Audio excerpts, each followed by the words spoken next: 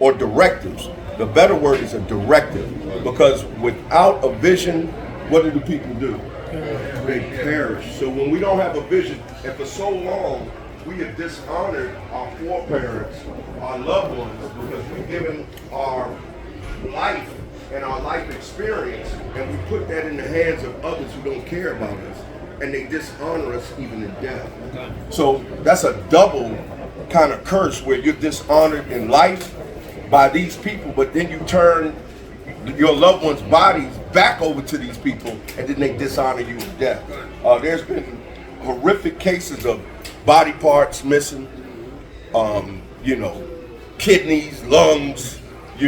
These people are not going to care about you, and if they didn't do it in life, what you think they're going to do in death? You'd be surprised how many empty graves there are. It said they buried you, your loved ones, and then after the funeral, or they may dig them up. All right, so we got to get back into honoring our ancestors, and when I say ancestors, I'm talking about the antiquity of the Bible, the truth, and what they did in righteousness unto the Heavenly Father. So this is a Torah observant thing. This is a biblical completion, if you will, as we observe Torah when putting your loved ones to rest, all right? And it's only in doing it in a Torah observant way that they're actually resting. It's not just for them, because we know the dead is at a certain amount of peace. They say death is better than a continual sickness. God, they also say, blessed in the sight of the Heavenly Father is the death of his saints, and that we should be mourning for the living more so than the dead. God. So, but it's really for you. And we spoke about that peace today, and the shalom. It's really the peace of your family. You know how traumatic it is to try to scurry and get everything together. You're in mourning, and now you have to be concerned about finances.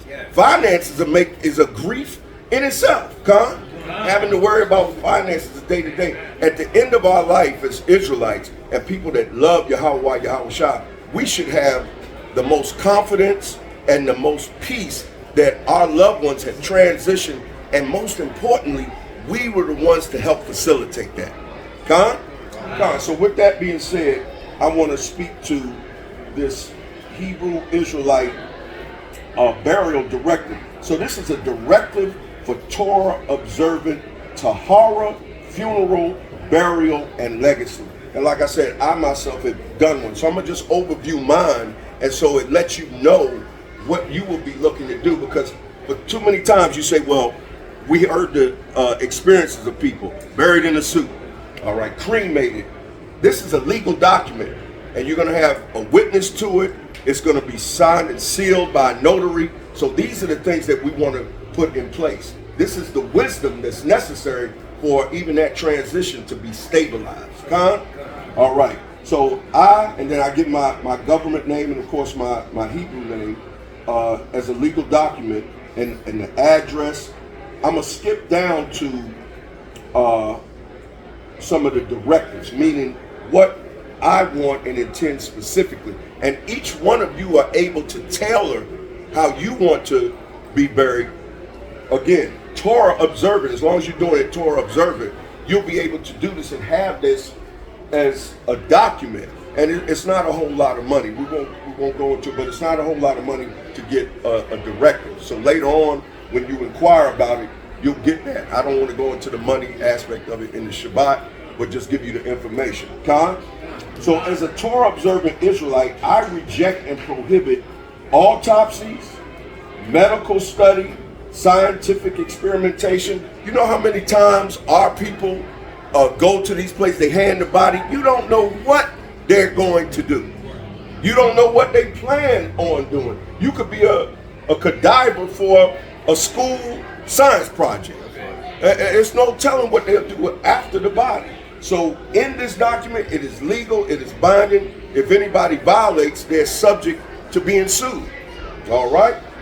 So as a Torah observant Israelite, I reject and prohibit autopsies, medical study, scientific experimentation, organ or tissue donation, donation of my body to science, embalming, cremation, and all other anti-Torah practices.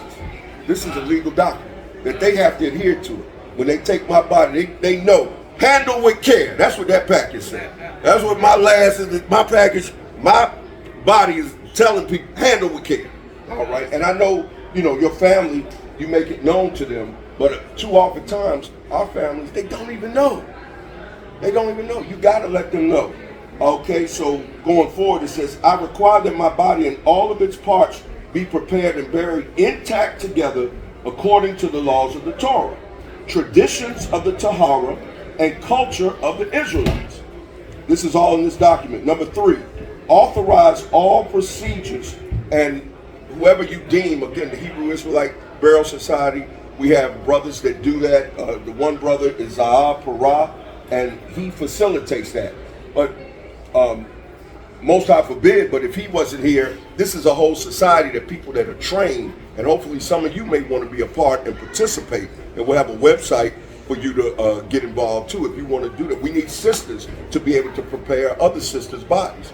All right, so this is all community involvement. So authorize all procedures by Zahab Parah deems necessary to provide a Torah-observant Hebrew body preparation, funeral and burial, including a traditional Hebrew gravestone for myself, and then of course, giving my name. One of the things to remember is, again, when you're subject to that funeral home, you're subject to how they do what they do. So we want to make sure that in this directive it's crystal clear and they don't have to leave it to chance, because a lot of times, even with burial, as it relates to Tahara or a Hebrew Israelite burial, they'll start putting wires, putting metal, all that stuff. We don't want, it says natural, ashes to ashes, dust to dust. So, you got a metal container they put you in, and they're going to charge you thousands and thousands of dollars. It can't even go back to the earth. You see what I'm saying? We hear the old saying, being buried in a pine box. Well, that's actually what you want to do, all right? Because that's going to decompose and go back into the earth, all right? So, a Hebrew gravestone, if you require a Star of David, a Shield of David, if you will, and then a menorah, whatever, or a lily, these things that you could put in your burial directive. If available, I require, you can require to be buried at home in this document, or prepared at home, put it that way. You could be prepared at home. They could come in your house. It's been done before. So I'm not speaking to something that hasn't been done. Zahab, he told me, they went in a brother's house, right there on his deathbed, almost in the next room, almost waiting upon his death. Did you hear this, Priest Kahan? Yeah. Prepared the brother when he died. Took him down the steps, took the coffin, put the coffin. The car was waiting, went straight to the burial ground. All right, straight to the burial ground. So, and think about the cost, how cost effective it should be. And so this is going to save you from, a lot of pain and suffering financially on the family's behalf. All right. I authorize and designate that the Ancestral Burial Society control and facilitate all aspects of my repast. Now, what does that mean? How many times we seen on TV, you got people getting buried, and then their enemy comes to the, I don't mean to laugh, but they come and then people shot up the place. They've shot up funeral homes. We see that too often in our culture. And then you have people there that you didn't want there. You see what I'm saying? Somebody that hated the man or hated the sister right there looking over at your body. In this burial directive, you can say who you don't want there. In mine, ain't no Edomites. Better not be no Edomites, no people from no other nations. It better not be at my funeral. I didn't acknowledge them in life, and I definitely don't want them breathing on my body in death.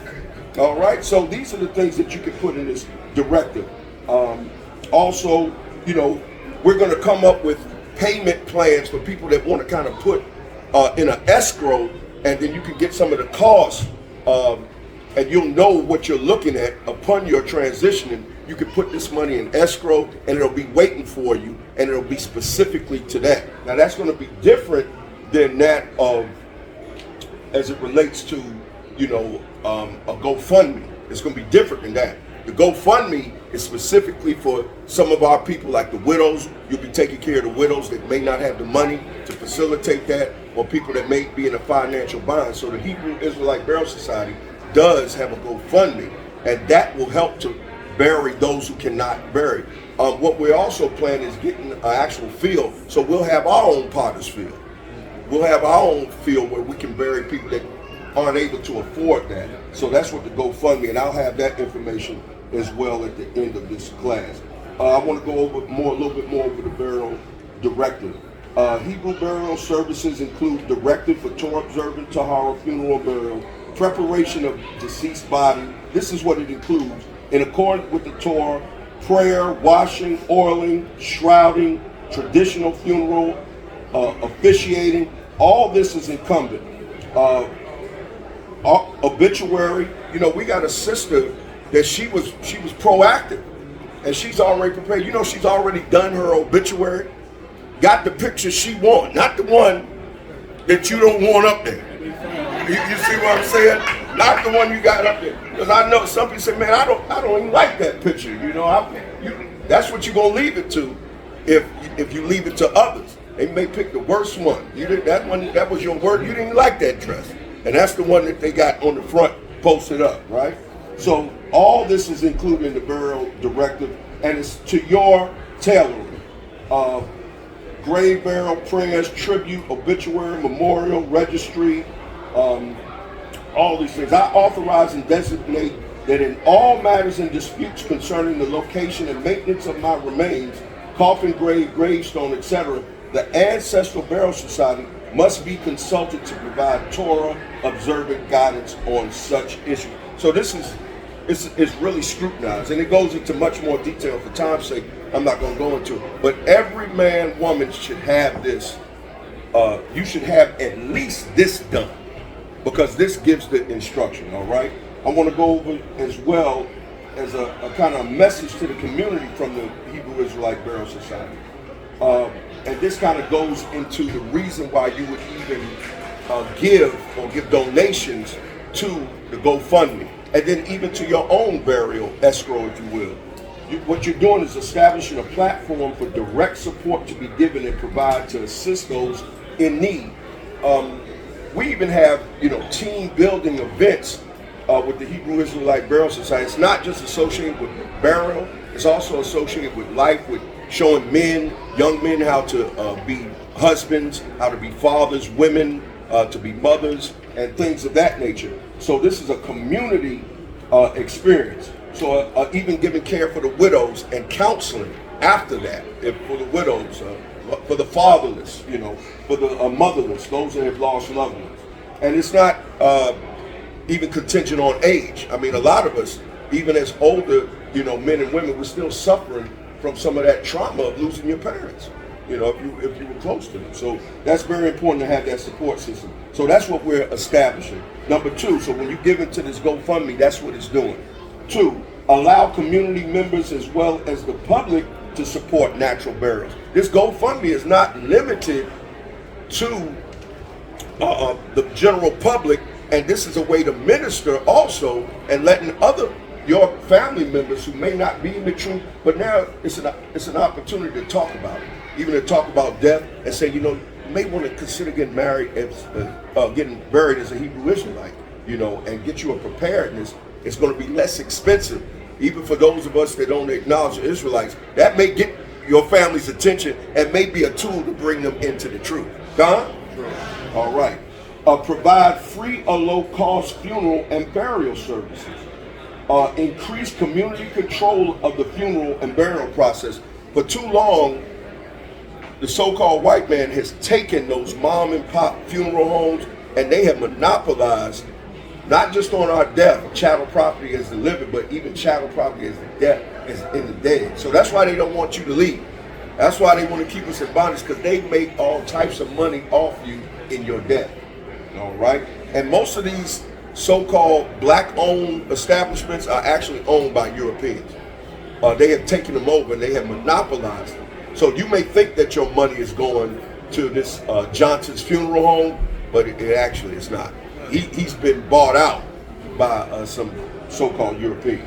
Okay, so we want to increase community control of the funeral and burial process, spread public awareness of the environmental impact and need for natural burial, expand education and training for additional natural burial practices.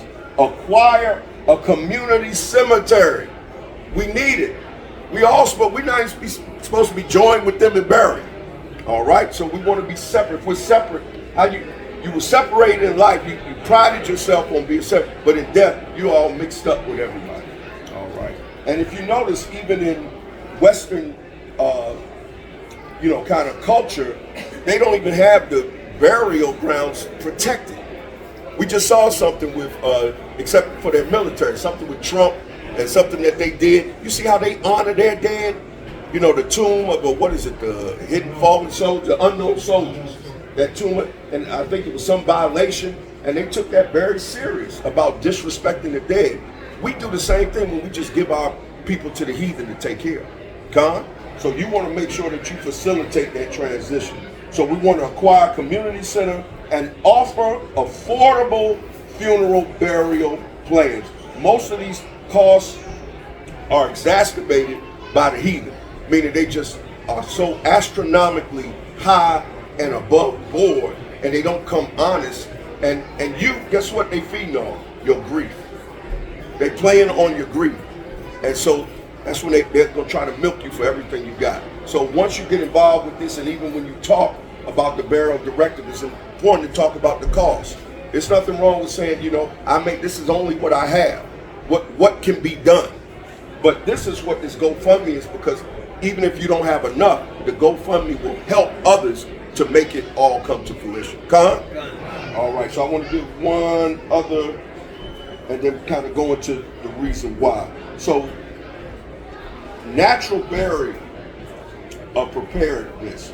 The Natural Burial Preparedness Clinic provides proven strategies for arranging a natural burial and facilitates the necessary elements: advanced burial planning, legal paperwork, natural burial society. So that's what the emphasis is on.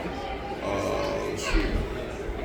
And so with that being said, take it seriously. Like I said, we have people that are ready to even notarize it and get it done. I think all the elders, Elder Ben, you have it done, the Zapara have it done, Elder Ash, Elder Karatazar Brian, Elder Kahan. So you see it's being done. Was it hard?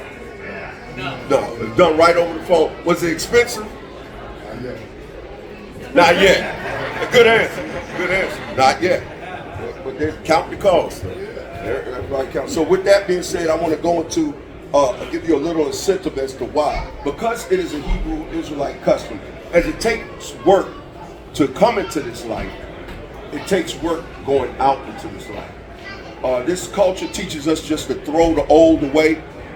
And as far as dead, when we think of death, we think of something that is, just cast away and forgotten. But this type of experience can remain through generations. And this is what y'all will talk about. And this is actually memorializing and honoring. Even every time we celebrate Passover, you got to think about the other Israelites that didn't make it through the wilderness. Every time we do that. Every time we think about the Sabbath, you think about those that are at rest, And so this is a memorializing and honoring your nation in a way that only we can. So let me read this to you. Burial customs, and if you're looking for the reference, this is from Metzer Coogan, the Oxford Guide to the Bible. And they have done some extensive study, Oxford, and some of their scholars, but again, lined up with the scriptures. We don't take everything they say for face value, but as I research and see it being lined up with the scriptures, it is very evident that we had a different custom than that of those around us in the heathen. And it's important that we honor the Heavenly Father with the customs. The customs of the Hebrews, that's culture. And if we're talking about nationality, then this is what we need to be doing. We're getting back to our culture. All right, in our practices. So, burial customs. A part of the story of Abraham is the record of his concern and care for burying Sarah. He was very concerned about that. You and your wife, you're one. But the man has the charge to be the protector. He has the charge to make sure that she's taken care of. And again, most times women die before, Salakia, men die before women, but you still want that directive so that she knows what to do, and vice versa. But he had a concern for Sarah. Even if he might not have been there, his concern was to make sure that he get a burial plot. So that's what we want to do. And that's what, again, that GoFundMe is going to help support. But this is the importance of it when you read Genesis 23. So I'm not, for time's sake, I won't go into the exact scriptures. I'll give you the chapter and then you can read it for yourself.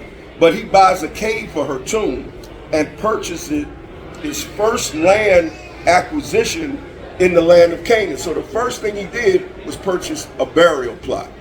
How many of us, we get a house, we get cars, we get everything pertaining to life, but we don't have nothing pertaining to death.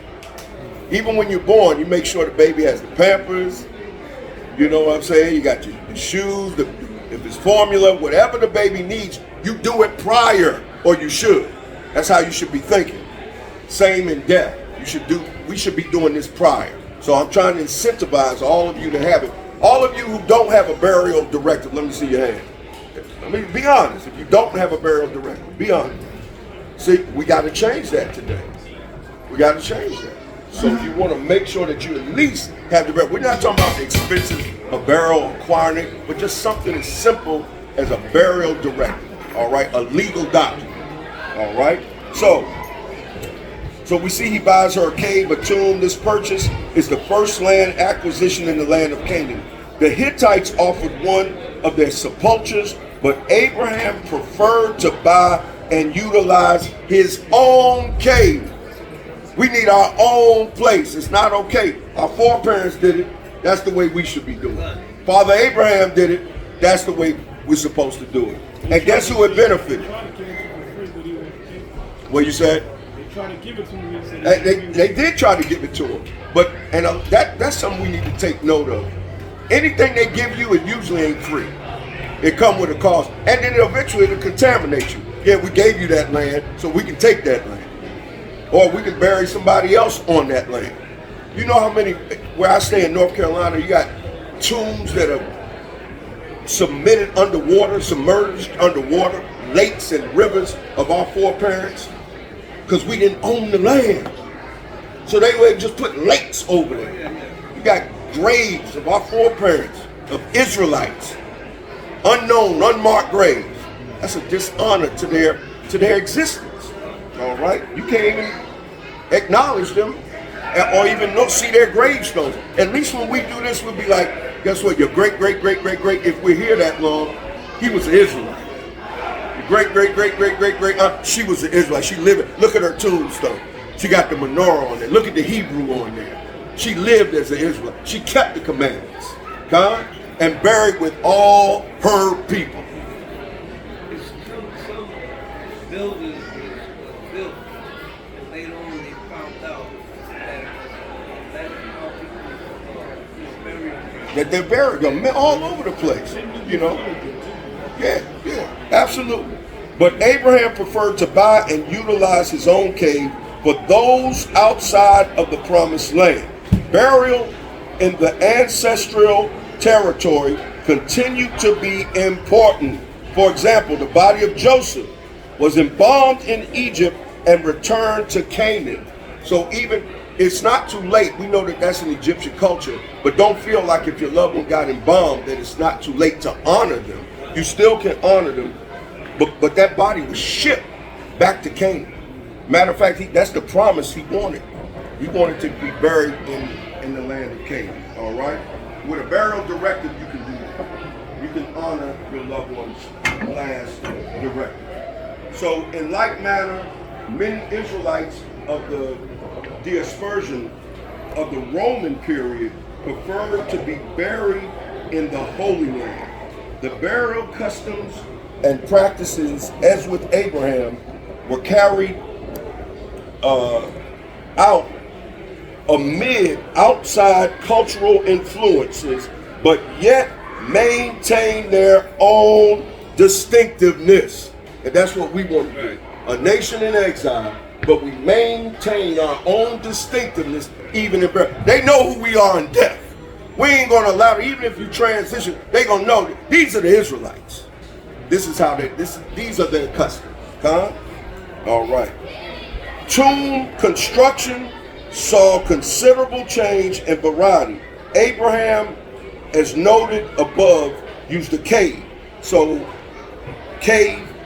In later periods, tombs were cut from the rock. Yahushua mentions whitewashed tombs, which is Matthew 23 and 27, which implies buildings. One of the few monuments from the first century or still intact in Jerusalem is called Tomb of Absalom, a monument that exhibits both what they consider Greek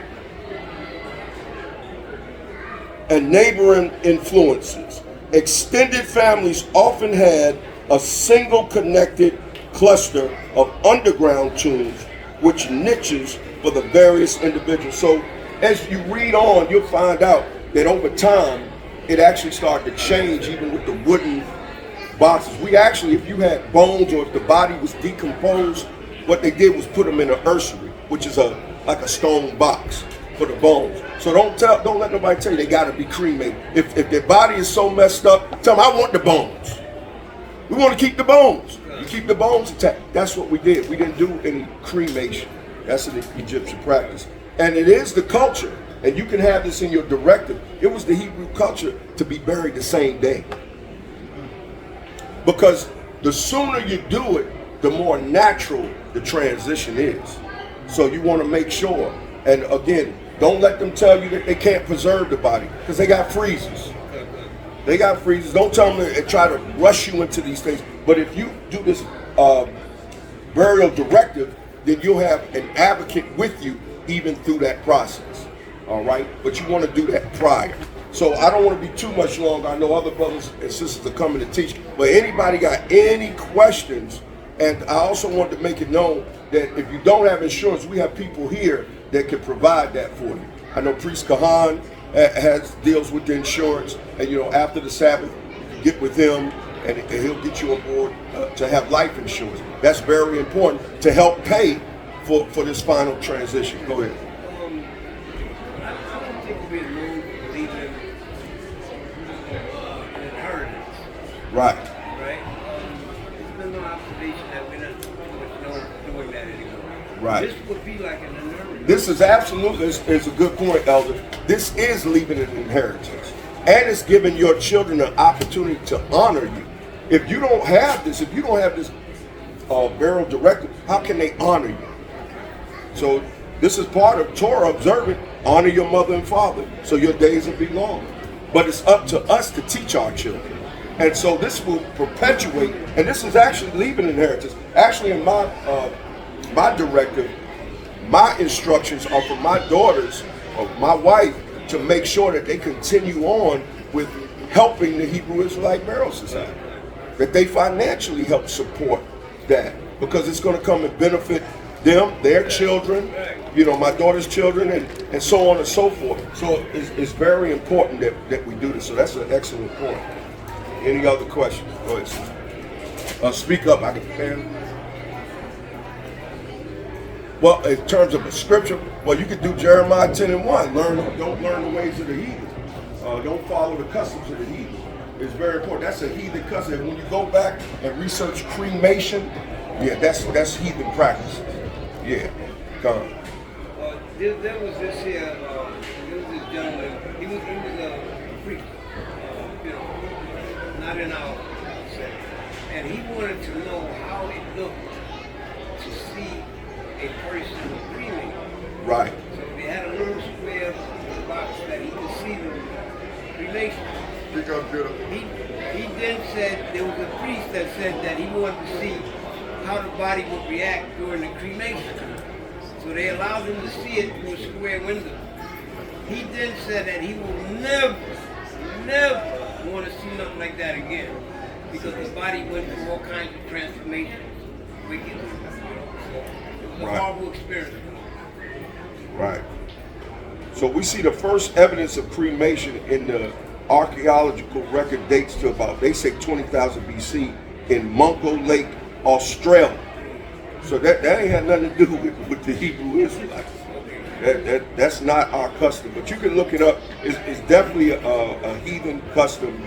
I'll give you a little history. History of cremation, where it says cremation, again, you have the Neolithic period around 9,500 BC.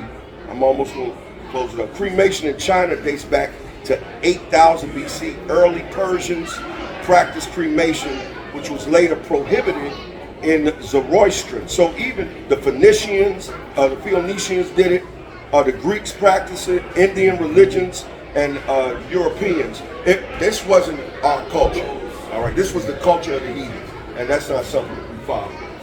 One more question. Anybody? So with that, you know, my information's here.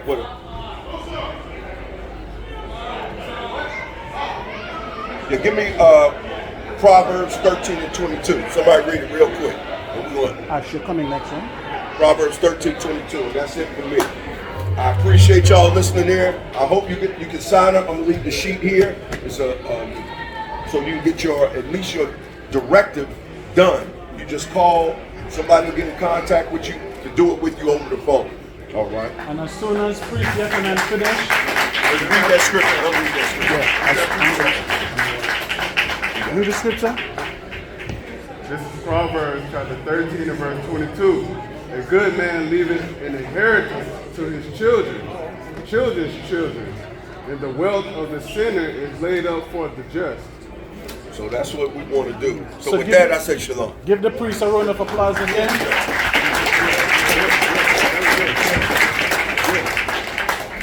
Because as I said,